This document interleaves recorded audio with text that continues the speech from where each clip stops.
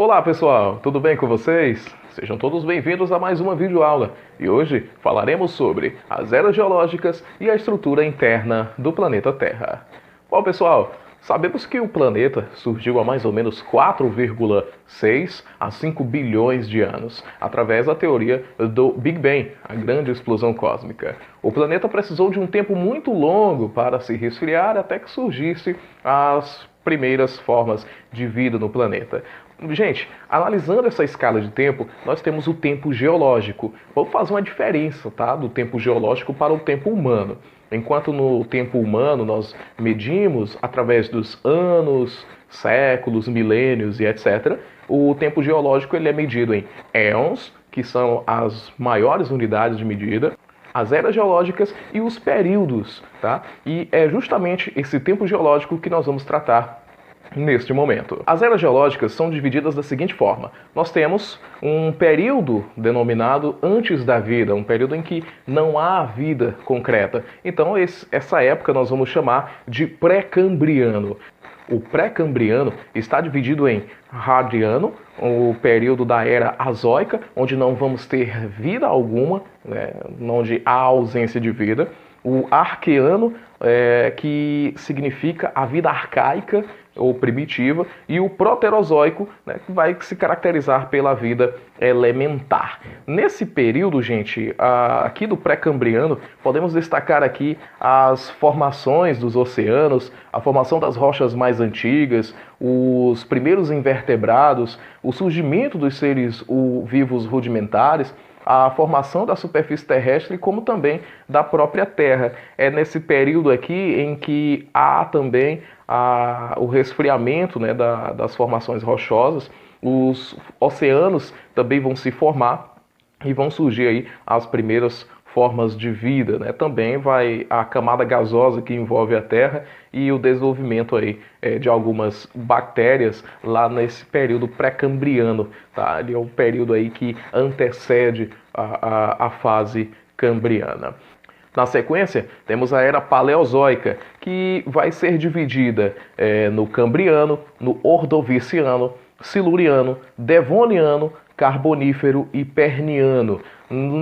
Nessa divisão, nós vamos ter aqui, no período cambriano, o surgimento das plantas aquáticas, a explosão de seres vivos, também a formação da Pangeia. Perceba aí que nós vamos ter a origem aí do primeiro continente, né, o único bloco de massa de terras denominado de Pangeia, e ele vai ocorrer no período cambriano, a mais ou menos da era paleozoica, há cerca de mais ou menos 545 milhões de anos atrás.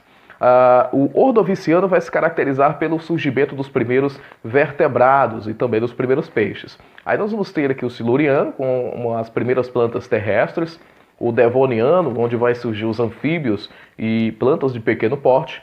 No período carbonífero, pessoal, muito importante esse período, que ele é muito cobrado em Enem e vestibulares, que é o período em que nós vamos ter aí a formação do carvão mineral, fonte energética utilizada até hoje, os primeiros insetos, primeiros répteis e as florestas e as primeiras samambaias, né, com sementes. E ainda levar em consideração que nós vamos ter o surgimento do carvão mineral, fonte de energia, né, muito utilizada no mundo atual.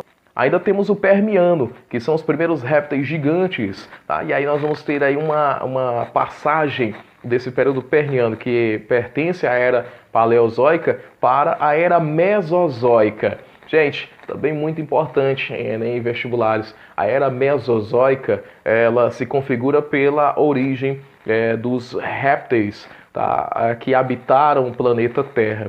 Então, a era mesozoica, que vai surgir a partir de 250 a 245 milhões de anos atrás, na era mesozoica, ela é caracterizada pelos dinossauros, né, os grandes répteis que habitaram esse planeta. E aí nós vamos ter, nessa era mesozoica, a seguinte divisão: o Triássico, que são os primeiros dinossauros, e o Pterossauros.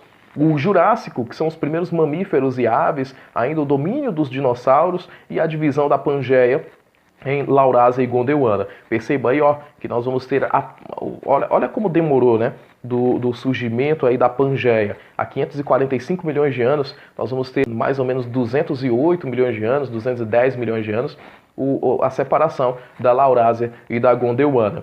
E ainda nós vamos ter aí o Cretáceo, dentro da Era Mesozoica, que vai ocorrer a partir de 144 milhões de anos atrás, com as primeiras plantas com flores, a extinção dos dinossauros, a divisão também do continente, a divisão aí do caso da Gondwana e da Laurásia, elas começam a se dividir nos demais continentes, e também os primeiros mamíferos com placenta, né, os placentários.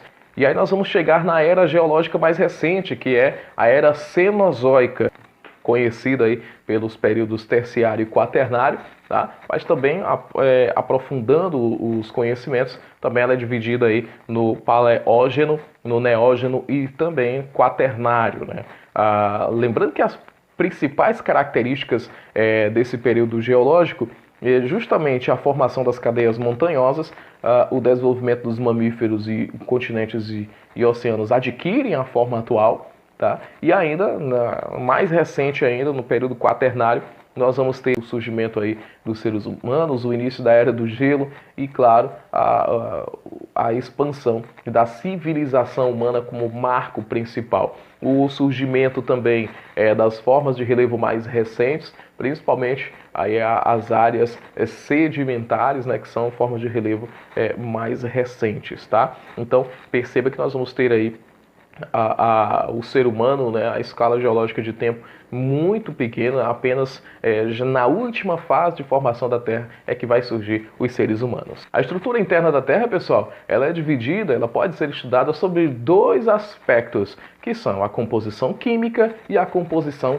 física. Vamos dar uma olhada? Com relação à composição química, a estrutura da Terra pode ser dividida em núcleo interno, núcleo externo, manto e crosta terrestre.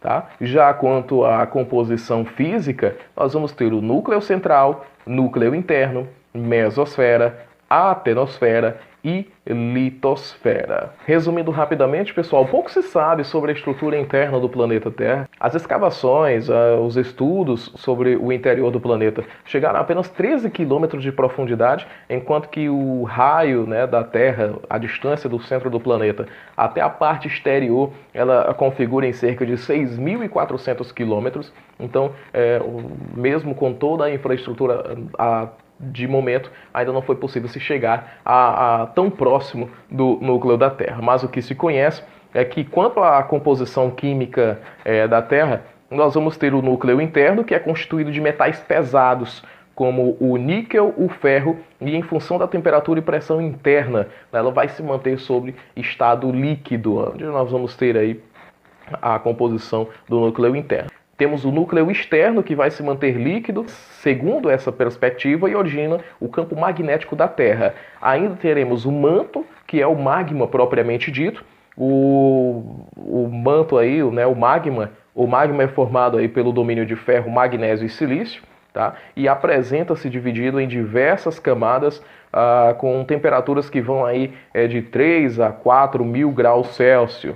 Tá? E por último nós vamos ter aí a crosta terrestre, né? A crosta terrestre, que é a camada externa e mais fina do nosso planeta, dividido-se em continental, que é chamada de cial, ou de oceânica, que também é denominada de cima, né? A crosta aonde os seres humanos, ela é importante porque é onde nós vivemos, é onde os seres humanos desenvolvem as suas atividades. Bom, e para fechar, pessoal, nós temos aí a composição física da Terra, com o núcleo central, tá? Apresentando-se sólido, e o núcleo externo líquido. E a mesosfera é a camada de transição, né, considerada a formadora aí do magma basáltico. A atenosfera é a camada que ocorre a fusão desse material, e a litosfera é a camada mais extensa, né, composta de minerais e rochas. E aí nós vamos ter as forças exógenas e endógenas que vão atuar na formação desse relevo. tá? Na formação, na origem e na modelagem desse relevo. Bom, pessoal, essa foi nossa videoaula de hoje, tá? Fiquem todos com Deus, aquele abraço e até a próxima!